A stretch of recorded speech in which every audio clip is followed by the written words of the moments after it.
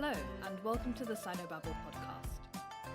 In this week's episode, we're still in the Nanjing decade, and we'll be talking about the rapid rise and equally rapid fall of the feminist movement, which was mainly based in urban China at the time. The discourse on feminism in the Nanjing decade isn't just a simple narrative. It actually takes the form of a debate between two different camps.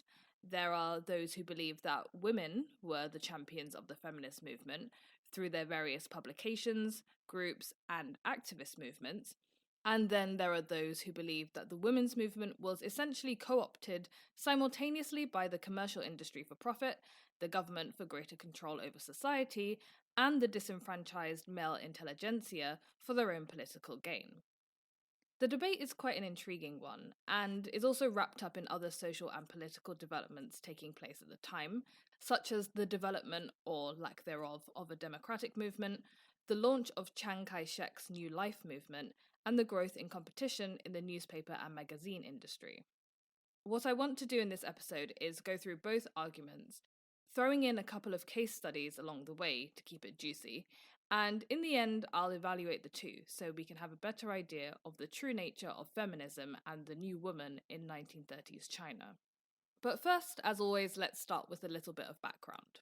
So, the beginnings of the feminist movement in China can be traced back to the end of the Qing dynasty, when many women joined the anti-Qing pro-republican movement, as they believed that this new form of government would support equality of the sexes and promote women's rights, including suffrage. The first wave of feminists championed the idea that men and women were the same, as they were all human beings and were therefore entitled to the same natural rights that belonged to all of mankind. While this first wave was silenced under the presidency or emperorship of Yuan Shikai, it resurged upon the division of China into warlord states in the late 1910s. The intellectual leaders of the May 4th and New Culture movement of the 1910s and 1920s saw women's rights as necessary for improving the state of China and developing it into a modern nation. As the May 4th fever died down and the country was basically reunited under the nationalists in 1928, the second wave feminists became the leaders of the third wave feminist movement, which sought not only equality for women, but also freedom in the form of the chance for women to live their lives in the manner in which they saw fit. Borrowing heavily from Western concepts of modernity, these new women not only adopted new styles and fashions, but also new ways of thinking that challenged old traditions, such as the right to choose their own marriage partner, the right to a holistic education, the right to work outside of the home, and the right to go out in public and enjoy the new range of recreational activities that had sprung up around the country. Before we move forward and explore what these new women looked like, however, I think it's important to identify who exactly we're talking about when we say new women or feminists. So when it comes to China in the 1930s, these women were mainly upper middle class and middle class urban women. They were educated, usually to a university level, and sometimes they'd even studied overseas, for example in the United States. Some writers even describe these women as elite, so as to distinguish them from women who may have come from upper middle class and rich urban families, but had no higher education, and were still expected to conform to traditional Chinese gender roles. The new woman, by contrast, was a highly privileged urban figure, who eschewed stereotypical roles such as the good wife, filial daughter, and chaste widow, to take up new roles in society, such as girl student, career woman, and revolutionary. We can't really include rural women at all in this discussion, as they existed in a completely removed traditional sphere that revolved around rural business and farming. The countryside remained largely traditional in its attitudes towards women due to a lack of connection with the urban coastal elite, and continued poverty meant that efforts were focused on producing food rather than modernizing the nation through social reform. So, in terms of feminist movements and activism, during the first two waves of the feminist movement, some key groups and organizations were formed that acted as the hubs of all of the activity. So, there was the Beijing-based Women's Rights League, the Progressive Association for Women's Participation in Politics, and the United Women's Associations that were scattered around urban centers such as Shanghai, other major cities in Guangdong and Zhejiang. In its early days, the feminist movement was led by active female participants in the call for social change. Modelling themselves on similar movements taking place in Western countries such as the UK and the US, they held street marches and rallies, they handed out pamphlets, and I think on multiple occasions they even stormed Parliament. In general, the members of these women's groups were interested in securing real change for women when it came to family law, educational rights, politics, and career opportunities. They wanted to help women throw off the shackles of domestic life by achieving equality with men. They did manage to achieve some of their goals. For example, when the draft constitution of the Nanjing government was circulated in 1936, it guaranteed the participation of women in parliament, in democratic committees, and in the electoral process in general. However, the actual constitution was delayed in its publication, partly because of the invasion of Japan, which I feel like is always the major theme of the Nanjing decade, but also because President Chiang Kai-Shek was generally really hostile towards the idea of democracy. This is a trend that we saw developing in episode 7 when we discussed his rise to power and his opposition to the left wing. Apart from the more activist types, the new woman in the late 1920s and early 1930s also took the form of what's known as the modern woman. Arguably, these women were able to reap the benefits of the work that the actual women's activists and other groups had done to ensure that women would be able to have the same opportunities as men in society, whilst also indulging in the aesthetics that a modern commercial society afforded them. They had new opportunities to attend universities and find jobs, instead of just being confined to the home. They could also pursue new recreational activities, such as shopping, going to the park, going to the cinema, going to the dance hall, and even going swimming. Adverts and posters depicted scantily clad women in crop tops and high-cut swimsuits as the new ideal. Women could wear what they wanted and do what they wanted as well, all without needing permission or supervision. Now, all of this kind of makes it seem as if women were in control of their destiny by the 1930s, even if we are just talking about these elite women. It kind of seems as if the modern woman existed in a world where she could do whatever she wanted, buy whatever she wanted, and marry whomever she wanted. But there is another argument to suggest that women were not necessarily in the driver's seat when it came to deciding their own fate. Some scholars argue that it was in fact a push and pull between the commercial world and the elite urban intelligentsia that dictated how the modern woman acted and looked. They state that prior to the founding of the Republic, the intellectual elite had been some of the most important and powerful people in China, controlling local and provincial institutions at the lowest level and advising the emperor on national and international policy at the highest.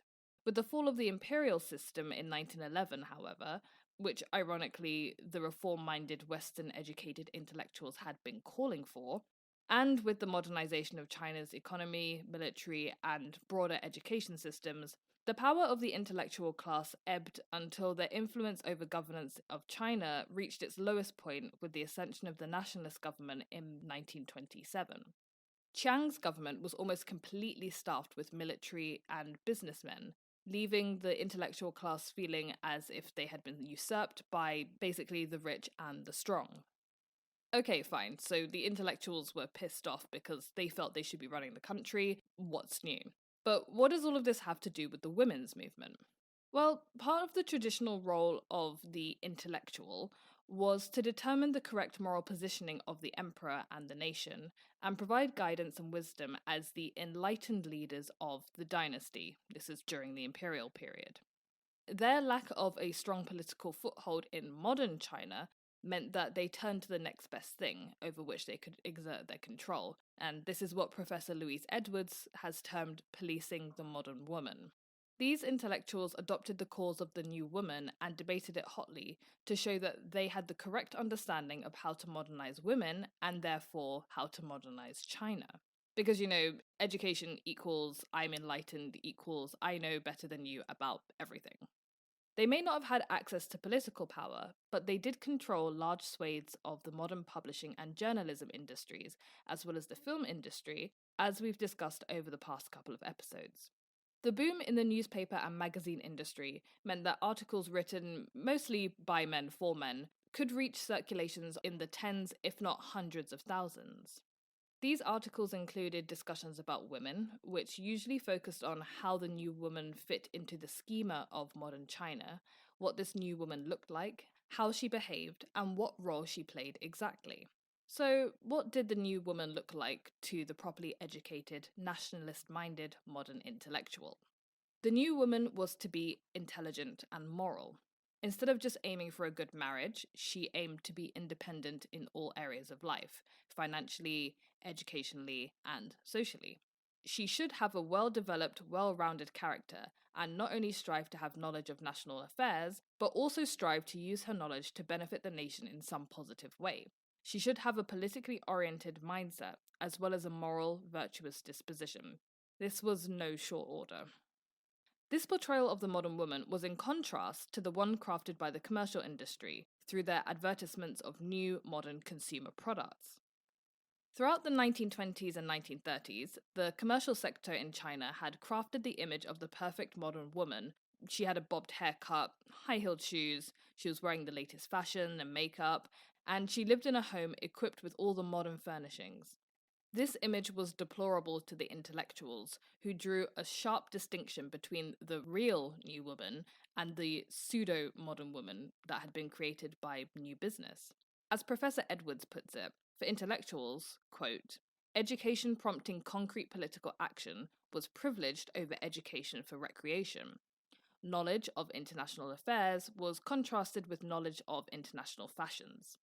Enthusiasm for modernization was juxtaposed with an enthusiasm for consuming modern commodities, and independence leading to political commitment was contrasted with independence leading to fun-loving gallivanting. So basically, a woman who only knew about going out for fun, who only was interested in wearing the latest clothes and only talked about shopping was a fake. They were not only a danger unto themselves, but actually threatened the strength of the nation as a whole, as the intellectual elite saw the women's movement as a core part of the modernization of China. Now, this isn't a new concept by the 1930s. In the past, women had often been linked with the idea of national salvation, and the weakness of China in terms of international politics had often been associated with the backwardness of its women, who were confined to the home, barely able to step outside due to their bound feet and ignorance of affairs outside of the household. So this was supposed to be a reflection of the state of China as a whole. The invasion of the country by foreigners was often compared to the violation of women, and it was paramount that China's women became modern, as all successful modern nations, especially those Western ones that China tended to model herself after, all had modern women themselves. A huge issue lay with the problem of the old woman disguised as the modern woman. Now, this old woman, while she dressed in the latest fashions and knew all about the political topics that she should know about according to all the latest publications, she still had a traditional mindset and an old way of thinking. Her education was only a tool to make her more marketable as a domestic partner for some businessman who wanted a modern woman in the streets and a neo-Confucian in the sheets. Her reworking of the iconic Chinese dress into the short, tight-fitting qipao no longer signified her modernity, but rather signaled her sexual availability and willingness to restrict herself by invoking traditional culture. The more the issue was debated, the more women were divided up into smaller and smaller subsets, with those who focused on aesthetics, marrying for wealth, modern comforts, and sexual liberation being seen as scourges when compared with their politically minded, nation-loving, revolution-inclined, clean-cut, financially independent, highly educated sisters. Honestly, I'm confused just reading about this, especially as I recently cut my hair into a bob. I don't know if that makes me a fake modern woman or not. I can't imagine what it must have been like for a woman actually living at the time, trying to keep up with the correct narrative. Some scholars have argued that this behavior by the majority male intellectual elite reflects an identity crisis, a fear of losing their place in society, or an unease with the rapid modernization of China. Whatever it was, it placed a huge paradoxical burden on women, who became not only the deciding factor in how weak or strong a society would be, but also the product of said weak nation, which was currently in the throes of political chaos. Now, what we're discussing right now is actually the discourse on the new woman and feminism, mainly as portrayed in the media. And you might be thinking, well, was that really the same thing as the new woman herself? Isn't there a disconnect between what people were saying and what people were actually doing? How much of this conversation between the intelligentsia in their snooty magazines and newspapers actually had a bearing on the lives of women? So, while I think there is some difference between the two, I do think that the link can't be overlooked. The narrative of what's socially acceptable and what's considered deplorable does have an effect on people's behaviour. And if you control the discourse, often you can control society itself. In fact, there are a couple of good examples of how the discussions, narratives, and debates surrounding the modern woman in China led to scandal and even tragedy for some of its young female participants. First of all, we're going to talk about the Huang Lu elopement. In 1928, a young woman from an affluent family named Huang Huiru eloped with one of the family's servants, Lu Gengrong, leaving her family home in Shanghai and fleeing around 50 miles north to Suzhou. The affair began when Huang's original arranged marriage fell through, and Lu comforted her, which led to a romantic relationship and Huang falling pregnant. By August, however, the couple was discovered, and Lu was arrested and charged with abducting Huang and sentenced to 2 years imprisonment. The case was a media sensation, and for years, articles, essays, books, theatre productions, and even films were released covering and dramatizing the affair, and this trickled all the way down into street culture, with artists such as folk singers and storytellers recounting details of the case to a rapt audience. The Huang Lu affair became the topic of intense discussion and debate about the role of women, gender relations, sexuality, family, and traditions in modern China. The news media not only reported the ongoing developments in the case, but actually became a catalyst for its development through their own depictions of the actors through their own sociological lenses.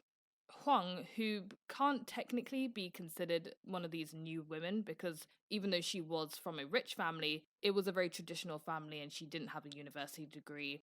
So she was particularly vulnerable to being influenced, and actually, she ended up basing a lot of her decisions on her impressions of the media about herself. While she had the opportunity to voice her opinions, which she would not have had if she had stayed at home as the perfect filial daughter, her words and actions were often twisted by the media and entertainment industries, who wanted her image to be that of a victim or a shameless youth or a revolutionary hero, depending on the scenario. When she was portrayed as an embattled hero, releasing herself from the bonds of feudalism, she used this attention to gain publicity for Lu, her lover's, court case, and try to support herself as a single mother.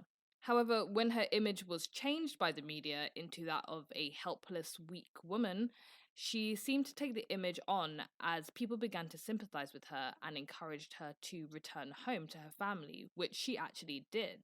The outcome of the affair, which ended in 1930 but continued to be dramatized well into the mid 30s, was reliant on Huang's reactions to her portrayal in the media and the public perception of that portrayal. In many cases, people from the middle and lower ends of society were actually outraged as they still had a fairly traditional mindset and felt that Lu should actually be charged with raping and abducting Huang as a minor, which obviously wasn't true. They were both complicit in the act, but it just goes to show how many of these new thoughts hadn't actually penetrated into the lower rungs of society. Huang's cycle of action, reaction, and then new action based on the reaction meant that her image as a female figure shifted as often and as drastically as media perceptions of what it was to be a modern woman, and whether or not that was a good thing in the first place. Intense media attention and public scrutiny sometimes became so much as to actually take its victims out altogether. The most prominent examples are those of actresses Aisha and Ran Liangyu, who both committed suicide after their public lives were trotted out for all to see in the press and salacious rumours and malicious gossip became too much for them to bear. Aisha was, to all intents and purposes, trying to fulfill the role of a truly modern woman. She had left her arranged marriage and feudalistic family to pursue a career in film in Shanghai, and became a writer as well as actress, becoming one of only 2 female screenwriters in the left-wing cinema movement.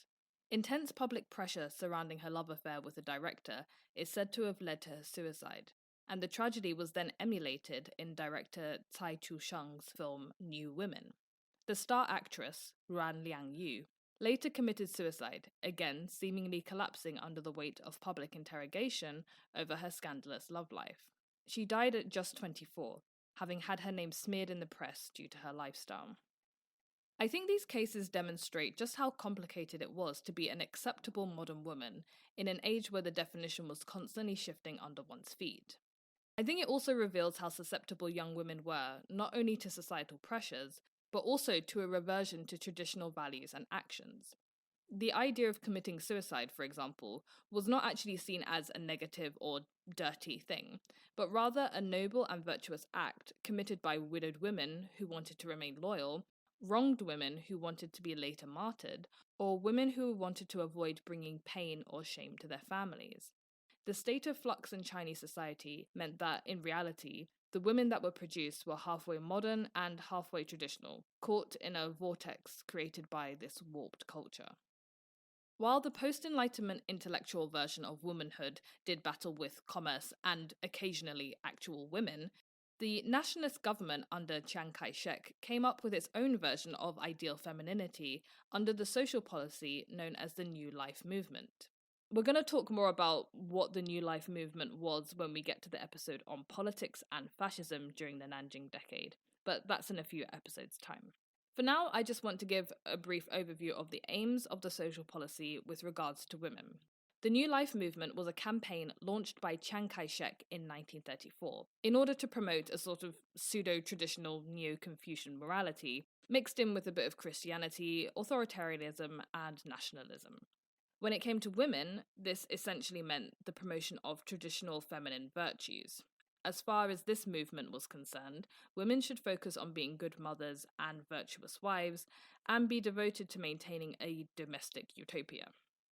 Although this view of the modern woman sometimes clashed with that of the intellectual elite, they did have some overlap in that they felt that women's newfound sexual freedom was a danger to the moral fabric of society, and her rapidly increasing consumerism only increased her dependence on money, making her a sort of parasite. The New Life movement was much less concerned with liberation and education, however, as it was more geared towards the ancient ideals of chastity and domesticity. The New Life movement didn't last long, but it did reflect the Nanjing government's growing conservatism, which also explained why the democratic movements at the time came to a screeching halt, and all other facets of the women's movement were not able to get off the ground, as they lacked any kind of official backing whatsoever. So, in the end, which side got it right?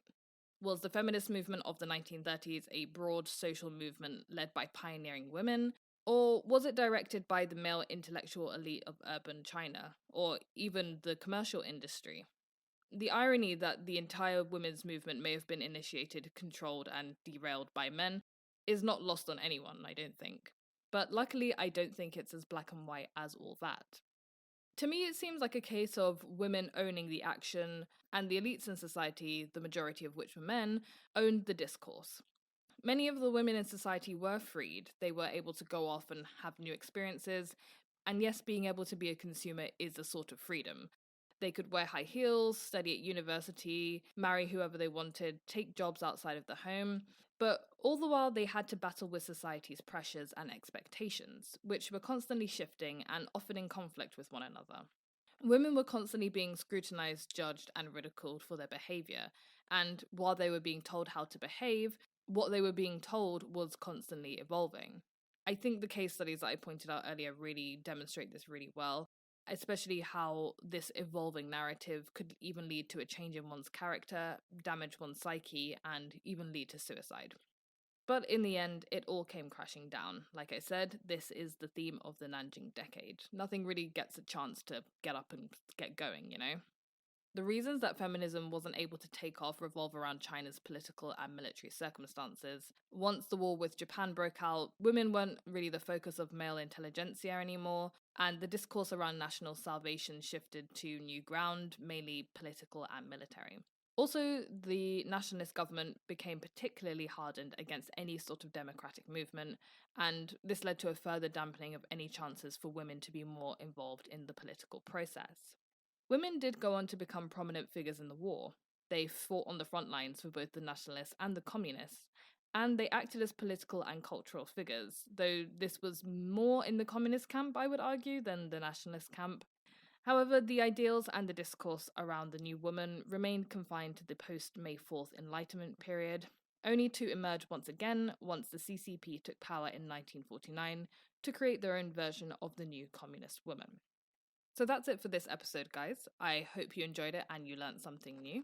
I'm hoping to get another mini episode on modern China out next week. I will see how I do. It's a topic that I'm quite interested in. It's about how the Chinese government makes people disappear and sometimes reappear, sometimes they're gone forever. I think it could be an interesting topic, and it shouldn't be as research heavy as all my other topics, but we'll see how I go. Thanks very much for listening, and I hope you tune in next time.